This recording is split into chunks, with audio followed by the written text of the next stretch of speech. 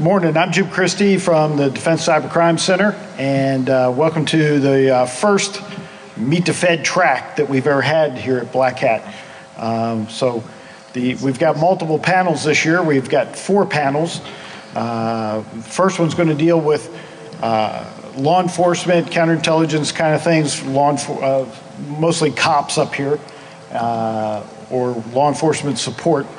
And then this next panel 11:15 is on policy, and then at 1:45 human intel, and then the ex-Fed confessions this afternoon. That ought to be interesting.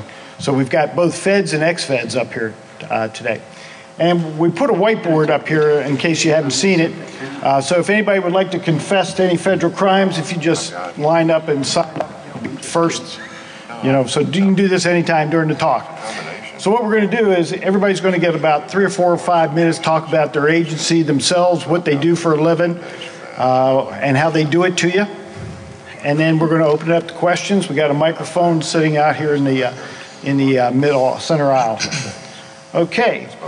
So this is the panel for this morning on CSI TCP IP. Again, I'm Jim Christie from Department of Defense Cybercrime Center, John Garris from NASA, Barry Grundy from Treasury, Bob Hopper from National White Collar Crime Center. Where's that located? Fairmont West, Blackhat, Virginia. There you go. Rich Marshall, he's our lawyer, so if we have any legal questions, he'll handle those for us and get you out of jail. Chris Mitchell's from the Royal Canadian Mounted Police. Tom Tallor, ex-NASA. Trent Tima, is that good enough? For FBI. And Amit Uran from DHSX. So, kick it off. I'm going to do a couple slides, and then we'll move right on down the aisle here. I'm from DC3. We have the world's largest accredited digital forensics lab. We have an academy that trains all the criminal and counterintelligence investigators in the Department of Defense on how to do digital forensics and computer investigations. We have an institute, DCCI. They do research and development on forensics tools, and then they do the testing of those tools to make sure they do what they say they're supposed to do. We have a thing called DICE, which is a pilot program to protect the defense industrial base, one of the critical infrastructures. And then we have an analytic group of the National Cyber Investigative Joint Task Force. The FBI is the overall lead for that, and have the operations group, and we run the analytic group. In Futures Exploration, I'm the director of Futures Exploration. We do the Meet the Fed panel and Meet the Fed tracks. I run a cybercrime conference every year. We're coming up on our 10th, so we hope you are interested in attending. We export about 300 laptops, and we do hands-on forensics training, 1- and 2-day courses, about 18 different courses. It will be in January in Atlanta this year. We have a secure portal for law enforcement. Anybody here from law enforcement? Cool. We have a free portal. It's a secure portal to share forensics intelligence. And we also run the digital forensics challenges. So right now we're in our 5th digital forensics challenge, and then we're also doing cybersecurity treasure hunts, working with U.S. Cyber Challenge and SANS and a couple other guys. I wanted to talk about the challenge real quick. It's a forerunner to the U.S. Cyber Challenge. We've been running our challenges since 2006. And the reason we started running challenges was because every day technology changes, and we were encountering in our lab problems that we didn't know how to solve. And I was in charge of research and development at the time. We didn't have any money, so I ran a contest and let everybody else solve my problems for free. Seemed to work out pretty good. The first year we had a broken CD. Nobody knew how to recover the data from a broken CD, and we were recovering those not only at crime scenes, but on the global war on terrorism. And we had 11 teams that solved that for us. So we got a pretty good solution, pretty cheap. 2009, we started accepting sponsorships from other agencies like SANS for academic students, Impact for international students, and then became part of and helped formulate the U.S. Cyber Challenge to bring new blood into the government and to basically develop cyber bubbas in the government. So in 2010, we added EC Council and Cyber Watch from Johns Hopkins University.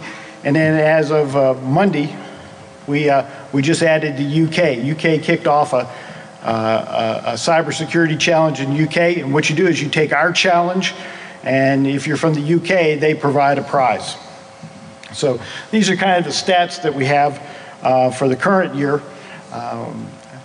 668 teams, and since the announcement of the UK Cyber Challenge on Monday, we picked up another 90 applicants.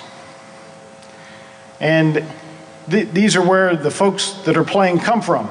So there obviously are no computers in Mississippi, Montana, you know, and Wyoming. So if anybody's from there and wants to take a challenge, you know, we'll help you out there. Last year, we didn't have anybody from South Dakota. It was only one that didn't have a team. And 45 different countries are participating in our challenges. So that's a little bit about DC3 and what we're doing, and now I'll turn it over to John Garris. Just stay right there. Yeah, thank you. I have 3 slides here. First of all, John Garris. I run the Computer Crimes Division for NASA Inspector General's Office. I'm located in Washington, D.C. The 3 slides I have, 2 of them relate to specific cases, the theme of which is collaboration and flexibility in response to cybercrime. All the crimes that we run across, just about of any consequence, have an international dimension, which makes things incredibly complex, as if they weren't hard enough already. What we found, the success that we realized, has been entirely based on the ability to be flexible and to rely on partners, both domestically, the likely suspects, the FBI, Secret Service, ICE, etc., as well as overseas. In this particular case, there's supposed to be a build slide. What's going on? You're using a Mac, man. What's going on? And they can't see my face over here. What is that, a bonus? I'm protecting them. You're protecting them. Okay. Who here has heard of a Nigerian organized crime? Who here has heard of an organized crime figure actually being prosecuted in Nigeria?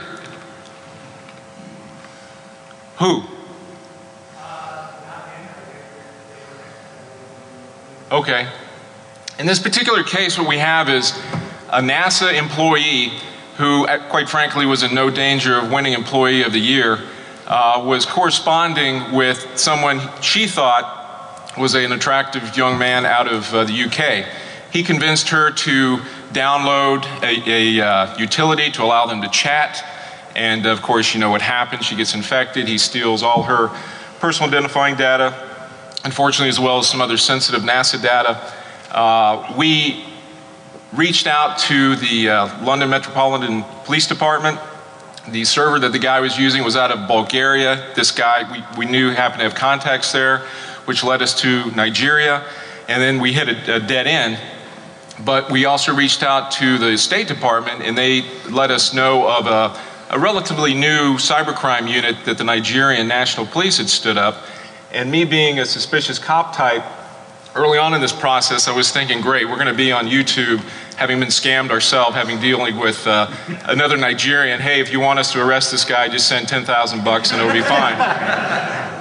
So we walked through the process, did an undercover operation with the Nigerians, and also had the State Department help out. And what ultimately happened is it culminated in, well, our agent, a male agent, was very successful in masquerading as a female. We often wonder about that, you know, but he was able to talk the individual into accepting a cell phone because he really wanted to talk to this lovely individual one-on-one. And of course, that was a controlled delivery, and the Nigerians arrested him when he took delivery of it. The Nigerians, we were able to meet them at the Microsoft hosted Computer Crimes Consortium, which was really nice, was really rewarding, and the Nigerians proceeded to tell us their environmental limitations, and you might imagine in Nigeria it's kind of a wild, wild west, and they said that all of the, it's incredibly elaborate organized crime there, and almost all of them operate out of cyber cafes, and almost all the cyber cafes are less than sympathetic to law enforcement. So actually being able to lure this person in to take a physical delivery was manna to them, to be able to hook him up. And ultimately, he was sentenced to 1.5 years in prison in Nigeria, which I think has got to at least account for 5 years, equivalency to a prison in the US. Again, still being suspicious, I said, well, hell, maybe this is just a scam, but we did have a DOJ attorney there witness the sentencing. So the bottom line here is, and it's not just Nigeria, but other countries, Romania, we've dealt with them, Portugal, all of them we found to varying degrees have very dedicated individuals. Now their capabilities are often nascent, but if you get to the right person, a lot of magic can happen. Another case here that highlights flexibility. Who here has heard of bulletproof hosts? Makolo, 3FN, Pricewort. A lot of you folks probably have had to deal with the nastiness that they've spewed before. And on the law enforcement side, the reason why they're called bulletproof, of course, is the individuals conducting the criminal activity that's hosted out of these colos are actually overseas in areas that we do not have extradition treaties, sometimes no multilateral assistance treaties either. So after we hit our head against the wall, we were getting a lot of complaints, understandably, from IT security professionals say, listen, Makolo in particular has been spewing nastiness for years now. Why don't you people do something about it? And it's easier said than done because of the protections afforded in our country. But we were able to team up with the Federal Trade Commission and use their forfeiture authorities because they found that they were disrupting free and open commerce. So ourselves, a lot of folks from Spam House, McAfee, Symantec, Gary Warner out of the University of Alabama, basically provided FTC lawyers with the ammunition to go and place an injunction on the entire operation.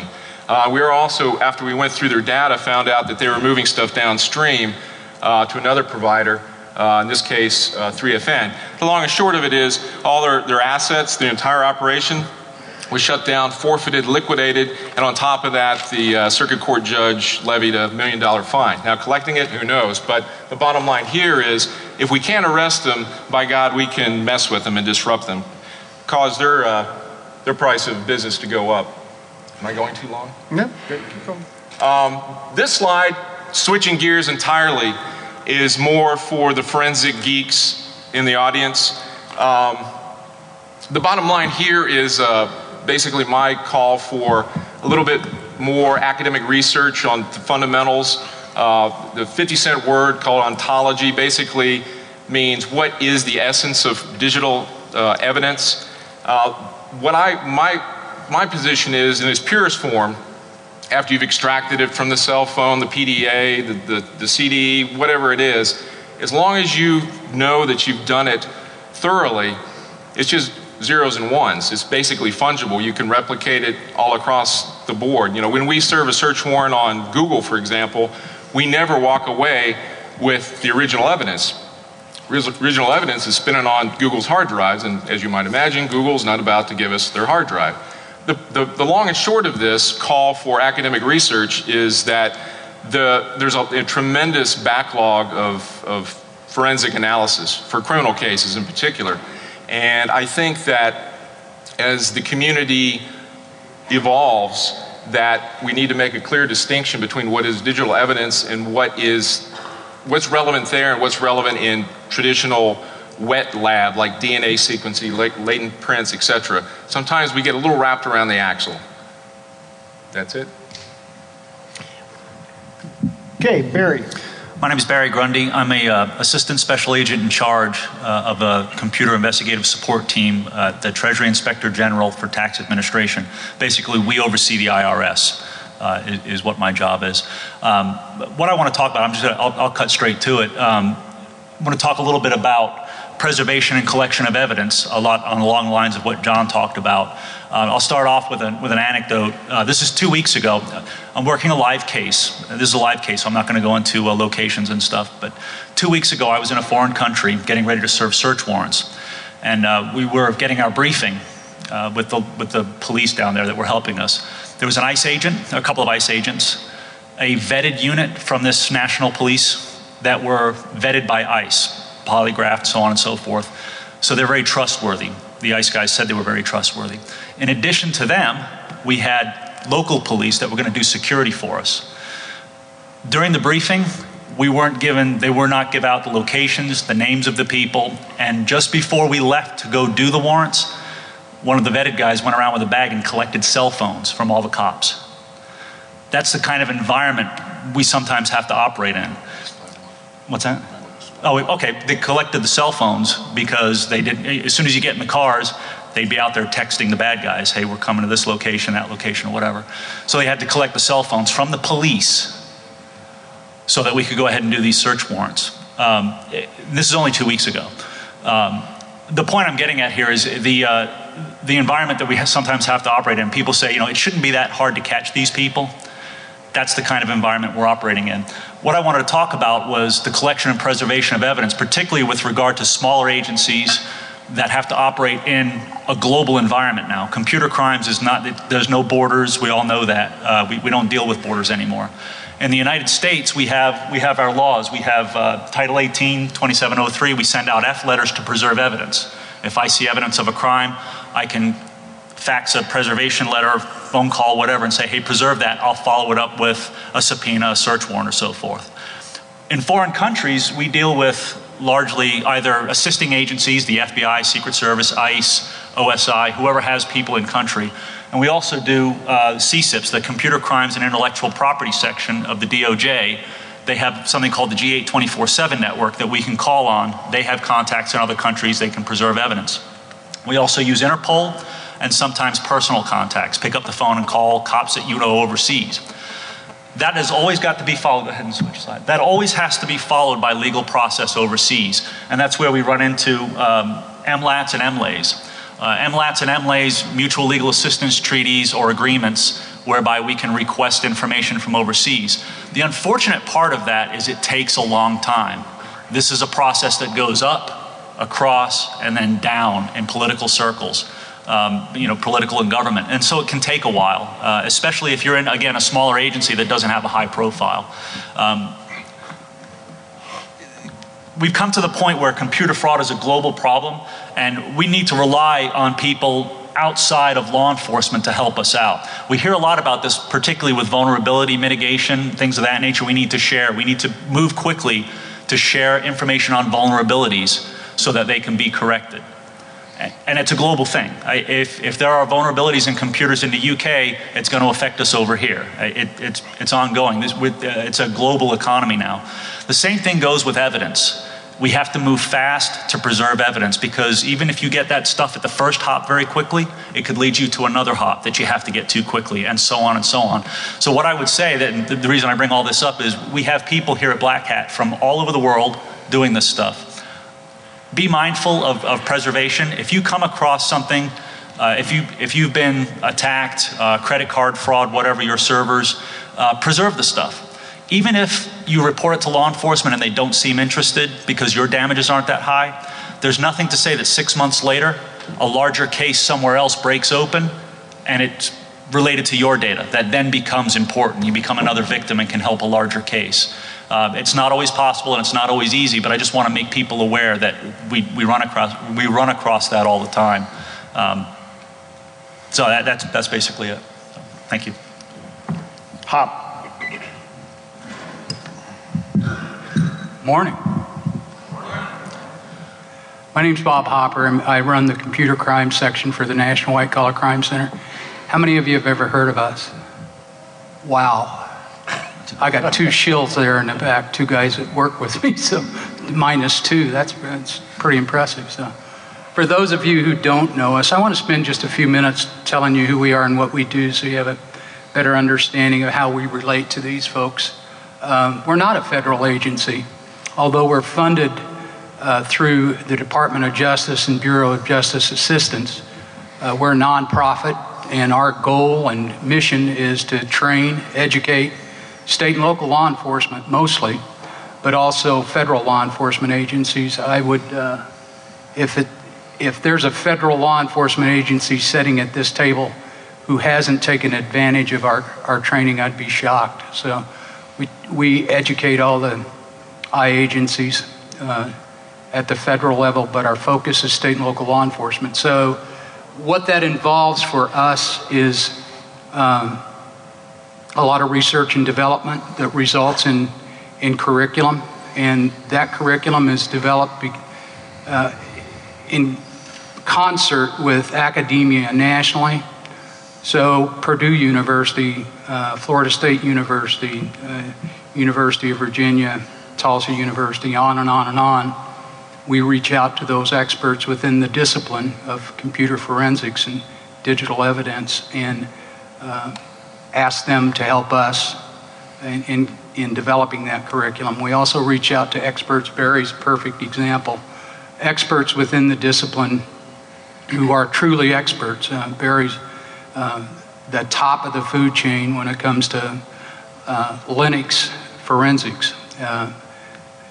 He's one of those people that we reach out to make sure that what we're teaching is absolutely cutting edge and correct. The research and development that we do is software and hardware based, and it's focused on trying to ensure that the tools that law enforcement use are validated and they do what they say they are supposed to do. And the same thing holds true with hardware. NW3C provides other services to state and local law enforcement, investigative type services, so case criminal intelligence analysis kind of work. We partner with the FBI at the Internet Crime Complaint Center. How many of you have heard of that? Wow. Not many. So the Internet Crime Complaint Center is an online ability that people have to report internet crimes and frauds. So you can go online and report that your credit card has been compromised, that you didn't receive that rocking chair from eBay, whatever. Those cases are analyzed nationally and bundled up and sent out with some analysis to state and local law enforcement in the jurisdiction that can do something about it, both on the victim side and the suspect side. So I'll speak real quickly to one of the things that Barry said.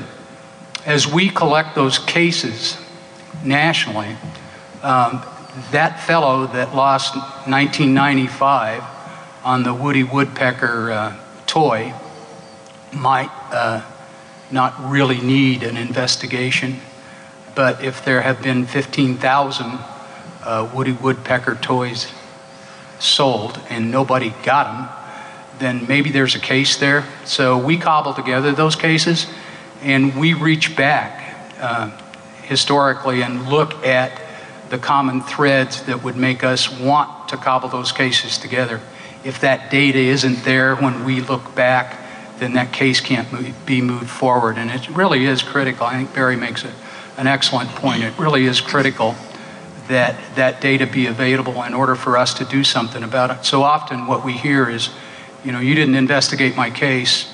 And sometimes that's just simply true based on the manpower that state and local law enforcement has available to them. But many times it's because the data that would prove the case just isn't there anymore. So I thought Barry made a great point with that. Let me just real quick, if you don't mind. Absolutely. The anecdote, and this wasn't planned, but the anecdote that I just gave about the arrest and the search warrants, that case was actually built because we had one complainant. I went on to the IC3 website and found a dozen more. Right. So that's exactly what happened in the case that I mentioned. So go ahead. Yeah. Sorry. A good example. Thanks for bringing that up. Some of the challenges that state and local law enforcement have now are the same challenges to some extent that federal law enforcement has. I think certainly just the massive amount of data that computer forensic examiners have to parse through in order to find evidence is incredibly challenging. I was chatting with one of the fellows on the panel on the way down here about how to make that happen more quickly, and it's really kind of a simple thing. It's somebody out there build a drive that spins up quicker than 10,000 RPMs. Okay? It's the bottleneck of hard drives in the imaging process, some fairly simple things. So the challenge of the amount of data that these folks have to parse through daily can be very daunting, and it slows the process down. So one of the things that's happened over the last couple of years that law enforcement has done to try to combat that is put triage systems in place that allow them to grab that low-hanging fruit, that allows them to move an investigation forward maybe a little quicker. And we're helping with that. As a matter of fact, we developed a on-scene triage tool. It's a Linux-based triage tool that allows an officer to forensically examine evidence on scene and grab the evidence that they need to instantly react to what they need to do in the field. So that's part of what we do also. Jim didn't mention it, but I will. We are working with DC3 and Jim Christie to put together a hash set summit. So law enforcement commonly uses hash sets as a way to identify evidence and things that aren't evidence in order to be much more efficient in the way they do their work. Jim has a conference that'll be held in January in Atlanta. 24th through the 29th of January. So we also work with private sector corporations like McAfee and Symantec and Mantech and on and on and on, who have particular expertise in areas such as this. And they will be sitting at the table, and we are going to talk about how we aggregate and codify some of those hash sets so that they can be more efficiently used by state and local law enforcement. My last point here is that I believe there are probably some hash sets out there that you use as programmers and engineers that you don't think of in the way that we might think of being used day to day. So if you put a hat on and look at the hash sets you use every day, are there hash sets out there that law enforcement could use that normally they wouldn't even think to use, that you could make available to a hash set database? If you do, and you come up with that aha moment, please get a hold of me or Jim, and we'll see if we can't get you to that summit. That's all. Oh, Jim's going to open this up to questions in a minute. And we're nonprofit, so we don't have really cool coins and stuff to give you. But for those of you who are brave enough to ask good questions, I do have the National White Collar Crime Center, much sought after and coveted pocket protector that I would love to give you if you have a good question. That's a tough act to follow. Yeah, I have a lot of friends who like those. I'm Richard Marshall. I'm currently the Director of Global Cybersecurity Management with the Department of Homeland Security, and I've been in that job for, as of this morning, 6 months and 1 week. And I'm lucky to still be in that particular job. I'll give you a brief overview of what I'm currently doing, and then I'll relapse back to why I think Jim asked me to be on this panel. I've been a practicing attorney in Washington, D.C. since 1990, which seems like a very long time. So anytime Jim invites me to be in polite company, I'm honored, because most of the time I don't get such good invitations, kind of on the bottom of the list for a lot of activities. In my current position, we basically focus on a handful of programs, working very closely with my good friend Randy, who runs the U.S. CERT, who's sitting right down here, and if you need a job, come see him, he's hiring. He'll ask one question, not have you ever committed a federal offense, but have you ever been convicted of a federal offense? Our standards have modified over time. Basically, we're concerned with making sure that people practice software assurance, supply chain risk management.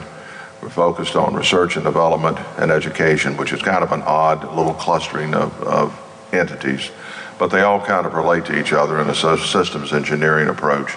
And our biggest challenge, of course, is to get each of the federal entities, the .gov entities, to buy into these programs and actually practice them. It's not enough to just run up and down the hall briefing each other and holding tent meetings of the faithful. You've got to encourage people to get out and practice. And I've often been quoted as saying, bring me skulls to nail to the wall. And that is not meant in a pejorative way. We're focusing on getting recognizable results, not just having another good government meeting. Okay, so enough of the advertisement about DHS. It's a great place to work, in spite of what you might read in the newspaper. Our section, I know Randy's section and my section, are full of very dedicated people who really are doing a fantastic job. And I'm just amazed at the quality of folks we've been able to recruit. You hear that it's very difficult to recruit people to come into government service. That has not been my experience. I've doubled the size of my staff in 6 months. I'm adding somebody about every 3 weeks. And they're all amazingly good people. So you'll be surrounded by a lot of talent. When I took the job, one bit of advice I was given was, if you really want to succeed, hire people smarter than you are. And I thought that was great advice until they also added, that shouldn't be too hard. So I'm lucky to have such a good group of people. Now, the reason I think Jim invited me to be on the panel, how many of you have ever heard of Eligible Receiver 97? Yeah, each year the number who respond to that in a positive way reduces. I need to tell you a little bit about Eligible Receiver 97, because currently we are living in the best of times and the best of times when it comes to computer security. Way back in 1997, the chairman of the Joint Chiefs of Staff challenged a group of people along the following lines. He said, I understand there is this concept called information warfare. I understand that theoretically you can hack into computers, and I understand that that is demonstrated in the laboratory. But I'd like to see a live fire exercise. I'd like to see it actually done in the real world. And his legal staff said, well, boss, we'd like to accommodate you, but since we're your legal staff, we have to advise you that you would be violating Title 18. Title 18 is important because it's a criminal statute. You violate a criminal statute, it's not the job transfer that you really want. I mean, you're working for the federal government, but you're going to be down in Montgomery, Alabama at one of those prison camps and learn applied horticulture, because you'll be basically helping to groom the greens for the local golf courses. So not a good path to follow. But their lawyers said, well, wait a minute, we've heard of a group at a particular entity who do this computer security penetration testing. Are they violating the law? Let's go out and talk to them. So that's how we got the job. I was the legal architect for Eligible Receiver 97, and basically set up a process. It's kind of like, I jokingly say, it's like being the lawyer to the mafia, although the retirement plan is a little bit better. But outlined a path where they could do computer security penetration testing without violating the law. And that included not only U.S. law, but foreign law, and also with the protection of international treaties such as the NATO Status of Forces Agreement, etc. It was a fascinating time. Now, why is that important? That is important for a number of reasons. One, we succeeded. It was amazingly complex and amazingly simple at the same time. But a group of less than 20, using technology that was downloaded from the internet, tested in the laboratory to make sure we could control the doctrine of unintended consequences, and hacked into a warfighting commander's computer system to the point where he had to report to the president, the acting president in this exercise, that he could not communicate with his military forces and therefore he could not fight. Now, if you're a military commander, that is not what you want on your performance evaluation, that you utterly failed. That doesn't help you get promoted.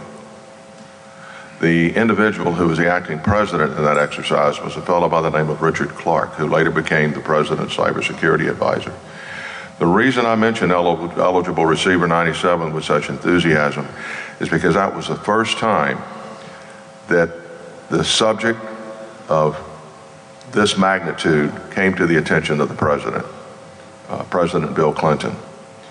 And every president since then has had cybersecurity on his agenda, but not like the current president. The current president inherited a number of programs that he reevaluated from his predecessor. After examining them for a number of months, concluded that it was good, and we'll continue to do this. And now we have almost 18 bills in Congress that are encouraging computer security. And it's reached the point where Harry Reid, who was the Senate Majority Leader, has encouraged all of his colleagues to get together, doing the LBJ rationale, come let us reason together, and come up with one good solid piece of legislation that will help protect the nation's computers. Now, why is that relevant to you today? The work that you're doing as vulnerability researchers, and I prefer that term over hackers and crackers and any other name that you may come up with. But if you're testing computer systems with a positive approach, as is done here at Blackhat, and you openly and willingly share that information in a public forum, free, you're not holding anybody up for ransom. That is the epitome of information sharing. That is absolutely phenomenal. And that concept of sharing information like that, you should practice and embrace. The other element that you should embrace is your lawyer. And I'm going to tell you this. I'm going to tell you this for compelling reasons. It's not just because I like to be hugged. And a lot of lawyers are not into touchy-feely. Well, one of the reasons Eligible Receiver was so successful and nobody got a prison sentence is because they helped me, my hackers, my vulnerability researchers, helped me understand what they were doing. I spent weeks with these young folks in a thing called the cave, and after they felt that I knew enough about what they were doing to be trusted, they had a graduation ceremony that was called Do a Do. Now, I had no idea what that meant. I thought it was some kind of haircut ritual. But it was to drink a Mountain Dew with them and eat ho-hos and Twinkies, all the while wearing a Hawaiian print shirt that they never washed. Ho-hos to Garris means something different. But it's important whenever you're doing an operation, and I think everyone up on this panel will agree with me, tell your lawyer what he or she needs to know, not what you want them to know. And here's the distinction. The legal advice that they give you is only as good as the relevant, accurate facts that you present to them. And if your lawyer cannot address your problems and help you solve and find the path to do what you need to do what I've done twice when I've had international cases in London.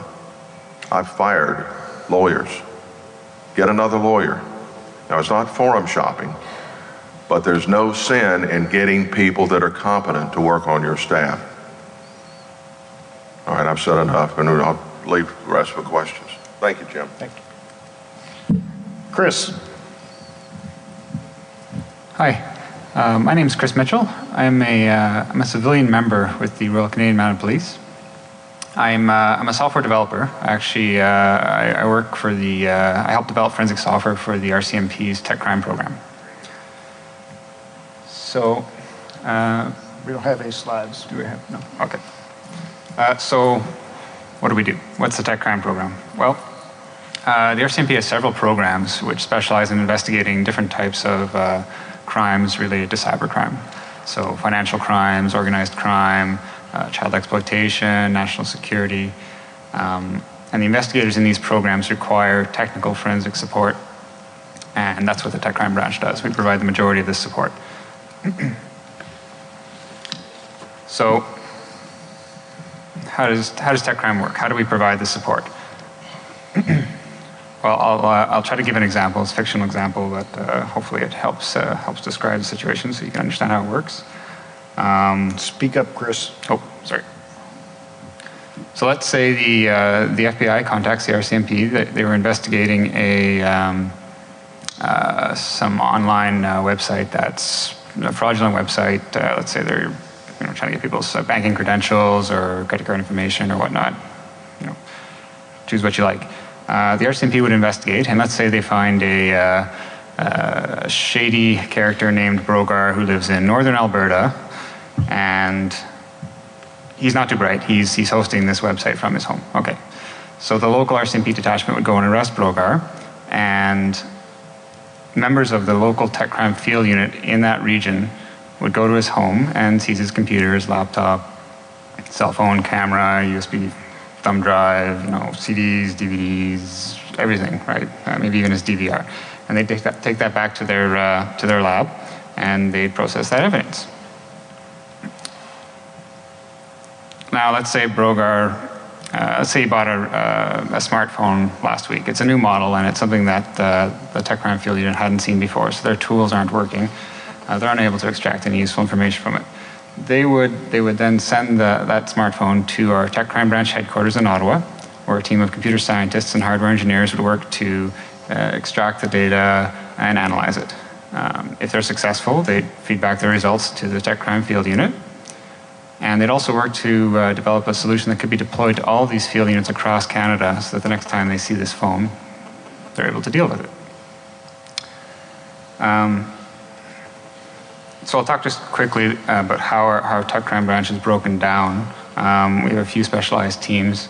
We have the Forensic Utilities Research Team. It's actually the team I work in. It's a team of software developers. We provide forensic software development services to the other groups within our branch and also to our field units. We provide open source data collection services, decryption services, code analysis, this type of thing. We have a network intrusion operations team. These folks are networking experts. They assist with network-based investigations, network intrusions, botnets, any sort of network-based attack. They also participate in, they provide technical support for covert operations, and they also provide some reverse engineering services related to malicious software. Next, we have our technical analysis team. These are the folks I mentioned in my example. They actually handle the bulk of the case workload that our branch receives. They specialize in providing support for embedded systems forensics as well as traditional hard disk forensics. We have a validation team. They validate a lot of the software and hardware tools used by our investigators. So things like hard disks, write blockers, data extraction and analysis tools. And finally, we have our program management team. They develop best policies and practices followed by our investigators. They develop we have a training program where investigators get certified, and they sort of develop that curriculum. And they also handle the legal and legislative issues that our program faces. So that's basically it in a nutshell. The tech crime program at the RCMP. Yeah, thank you. Well done. Thanks, Chris. Tom? Good morning, folks. How are you? My name is Tom Tallur. I'm retired from federal government where I spent 31 years in federal law enforcement. The last position I was in was at NASA, where I built and ran the Computer Crimes Division, and my title was Advanced Technology Programs Executive, and the reason I had that title is because I had wore more hats than running the day-to-day Computer Crimes Division. The thing that I was most concerned about was the exploitation of our novel technologies, nanotech, biotech, intelligent systems, quantum systems, and so on. So the longer your title, the more hats you wear, and the less important you are. I wanted to tell you a little bit about that to kind of very briefly lay out three perspectives here, or a range of perspectives: past, present, future. My concerns right now are totally on the future of forensics in the advanced realm, 30, 40 years out with novel technologies. But I'd like to talk about the past quickly to get there. When I was in the government, when I was at NASA, for example, we had a program set up where we were monitoring all hostile attacks that were coming into us. To give you a statistic, I used at the Office of Management and Budget to justify our budget request one year. In one year, we had 65,000 documented hostile attacks by 1,900 groups that we were targeting from 1,900 hostile sites. So there's no correlation between the groups and the sites. It just happens to work out that way. To give you one case in point, one case on one subnetwork at one center involved the compromise of 343 systems in a very sensitive project, which had a trusted host relationship with 5,000 other computers. And at that particular NASA center, we were sustaining 5,000 felonies a day for a long time. Far too many felonies for anybody to investigate. With the size of the group that we had, we could put together 100 or 200 cases and put lots of suspects into those cases and try to collect them up and roll them all up in a group. All these cases were international in nature. 60% of the people we arrested were carrying weapons with them at the time we arrested them. 60% of our cases involved organized crime groups, not La Cosa Nostra type organized crime, but organized cyber groups. 20% back then, we're talking late 1990s now, were foreign host nation state sponsored attacks. Best way I could break it down for you. And the remaining 20 percentile we can put in the other category. Why am I telling you this? Why am I talking about what's happened 20 years ago? This was going on in the 80s, it's going on very heavily in the 90s, and it's gone on this last decade. The government's great at labeling things. We're doing a war on poverty, a war on drugs, a war on this, a war on that. Today the buzzword in the government is it's advanced persistent threat. As, for example, Trent and I were talking about before we came up here this morning. This is what we all said was going to happen 20 years ago, but in fact it was happening 20 years ago. The reason nobody saw it is because mostly the government was the victim. The attack vectors change now with broadband everywhere across the planet. Everybody's the victim. Business is the victim. And we've now arrived at this perfect storm where we have business running the internet instead of the government, and it's driven by money. And so there's a lot of freedom out there for these vast organized conspiracies of groups to do what they do in cyberspace that we were all trying to target back then. So when you hear the words advanced persistent threat, I kind of chuckle to myself because we really had this going on for years. We just have failed to deal with it. My view of everything that's happening here is that we're at the technical level of dealing with all kinds of intricacies for 40-year-old technologies. We just have new variants of them. What I'm interested in is the future because there's so much of the past that we're just running around chasing with like chickens with our heads cut off by having the latest exploit of a particular kernel hack. That's been going on for 40 years. So let's talk about the future briefly and then I'll pass it on to Trent because we're limited on time here. My concern is with nanotechnology, biotechnology, quantum systems, intelligent systems. In my view, if you're not working on that now, you're not relevant. If you're not hooked up or working on not just the theft of these intellectual property systems developing and technologies development, if we're not working on hacking and counter-hacking these, we're not relevant. My charter at NASA, when I was there to think about what's going to happen in 2020 when we put this latest fusion motor in this platform with a computer on a chip and a spaceship on a chip out into deep space, who's going to take it out and how can we counter-exploit them? And that's why I have the viewpoint, if we're not working on novel technology exploitation and counter-exploitation now, we're just not relevant. In short, throughout the course of human history, we humans have been the supreme predator on this planet. But this is about to change. Long before this century is over, our technologies are going to prey on us, and we are going to enable the process because the existence of this conference and what I've been talking about for the last 20 years is living proof that we are going to set fields of fire while we run away from the flames toward the next technology we create while we're trying to avoid getting burned up. These themes are encapsulated in a book I'm working on called The Age of Cyberstein, which will come out after the first of the year, and I'm mostly focused on what's going to happen 20, 30, 40, 50 years from now. Thanks. Thanks, Tom. Trent? 9 minutes, guys. Yeah, no, my name's Trent Tima. I'm with the FBI. I have our cyber division. Basically, I run on data. I also run the National Cyber Investigative Joint Task Force. From the FBI's perspective, there's two different ways to think about it. We have our traditional forensics path out of Quantico. You're doing data at rest. I'm out of our cyber division, so we're conducting investigations into cyber threat, whether it's counterterrorism, counterintelligence, criminal. We look at it from all hazards. The biggest thing that I would bring up that we're seeing is emerging, especially from the focus of this panel is forensics in cyberspace with TCP/IP is looking at that data in motion. Some of the challenges we're going to be looking at is moving away from the forensics, traditionally data at rest, but more into the cloud computing and worldwide, because it's the interconnected networks that we're all on. How do we trace it back? We're having real success in working with our counterparts in other agencies around the world and here in the United States. For example, the arrest last week that we were working with earlier this summer and just last week, we worked with the Spanish authorities and the Slovenian authorities where they arrested people responsible for the Mariposa botnet.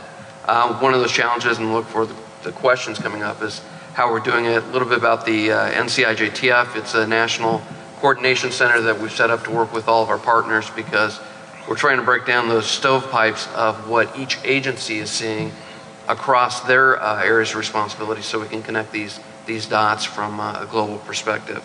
And that's all I have. Amit? That was great. That was well under 9 minutes, so I get 45. We're good. 7, 8 minutes. Amit Yaran. I've never been law enforcement. I think the other panelists clearly smart enough to not want to trust me with a gun or want to see me with a gun. So, but I have worked in and around law enforcement and cybercrime cases for more than 15 years now. Most of my experience professionally has come on the incident response side of the house at the Department of Defense Computer Emergency Response Team, also at Homeland Security at the U.S. CERT program, and also in the commercial market with companies like Encase, or Guidance Software with Encase and Access Data, and the FTK product that you're probably familiar with if you've been doing forensics. I'm currently with a company called NetWitness, and we're the largest provider of network-based forensic technologies. In a short synopsis, I would assert that the security market itself, again, not with a law enforcement perspective, but the security market itself is fundamentally broken, where we apply network layer orientation and perimeter orientation, where the threat has really advanced to be content oriented and the exploit is embedded in content more frequently than not. We use signature-based defenses and methods and approaches when the sort of irrefutable evidence at this point is that any threat that really matters is using custom exploits or exploits for which are morphing in ways that our signature-based methods are incapable of adapting to. And so I assert that we have to leverage computer forensic techniques and methodologies that law enforcement and other folks have been doing over the years in order to be effective in defending our systems in incident response. And this is primarily driven by the fact that money is on the line now, so they're going to continue to evolve. When you look at breach analysis on the incident response side of the house, over 90% of it at this point is being driven by organized crime. Almost 60% of it is being driven with custom exploits, and about 8% of it is being detected by the SOC or the internal security team. Most of it is coming from reports from either law enforcement or partner organizations, because our IT security infrastructures are basically incapable of dealing with these types of advanced threats. And the startling concern is about 30% of the breaches at this point also involve some level of sophistication to apply anti-forensic techniques to their exploits. part of the theme to the panel is to talk about some of the data management challenges. So just to throw some numbers out to the group, at one recording point, we're capturing about 2 to 3 petabytes per day, looking at about 50,000 simultaneous sessions per second, where basically in order to do the application layer analytics, we're extracting out about 30, on average 30 pieces of data to look at per second per session, which translates into about 90 million pieces of metadata per minute. And the way that rolls up is that on a single day, there's more transaction elements to inspect at this single record point than there were electronic financial transactions in the entire US in the year 2008. And that's for an organization that has, that's one point where they're recording their traffic, and they have over 100 of these types of platforms deployed. So the scale of data, not only capture, but analytics that are necessary in order to do the sort of content and contextual analysis to detect the types of advanced threats that we're dealing with are overwhelming in many ways. I would also comment to some of the other panelists that I would submit that the cyber war analogy is actually a terrible one for us to adopt. I think it really drives the community to one of helplessness and sort of relying on a government-oriented defense or protection, where I don't think one is practical or available. And it all has also tended to lead to a bunch of overclassification of issues, which causes all sorts of cascading effects when you're trying to defend a network from a practical perspective. We've got about a minute and a half for questions, so if anybody has any quick questions or we can wait till after the session. The guys are going to be here on multiple panels during the day. So anybody have any questions? Yes, ma'am. If you'd use the microphone up here.